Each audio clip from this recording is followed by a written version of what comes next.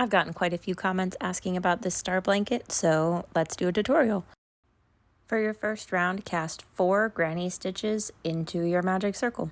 And for your second round, just like a normal granny square, you are going to do 2 granny stitches into each corner for 8 granny stitches total, and 4 corners. Since this whole blanket is basically just 3 rows repeating, I thought I would do it in 3, hopefully contrasting enough colors that you can see each round. So I'm adding on my darker blue here, so we're going teal, yellow, blue in our 3-row repeat.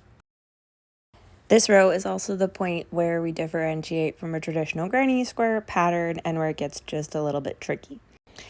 In round 3, you're going to have 8 spaces between each of your granny stitches. So 2 double crochet doubles into each stitch with 2 chain stitches between. And that's a little confusing, but that just means each space should have 4 double crochets total with 2 chains in between each, creating effectively 8 corners, which is where we're going to actually get our star design.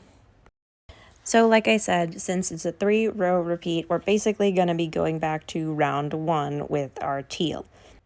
However, the reason we did 2 double crochets rather than an actual granny stitch is to add in the decreases that we'll need so that the blanket doesn't get too large too quickly.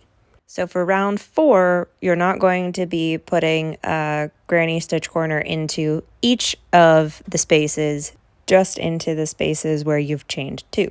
So round 4, again, you'll crochet a corner into each corner, but you'll be doing actual granny stitches, so it'll be 8 granny stitch corners for round 4.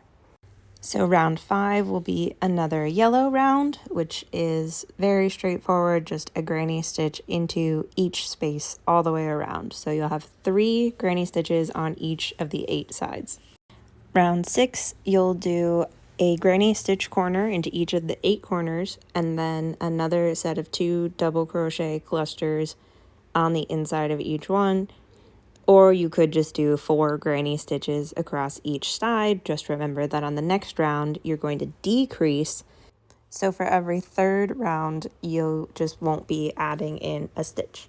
So the first round will have 1 granny stitch per round, second round will have 2, the third will have 2, the fourth will have 3, the fifth will have 4, the sixth will have 4, the 7th will have 5, the 8th will have 6, the 9th will have 6, so on and so forth.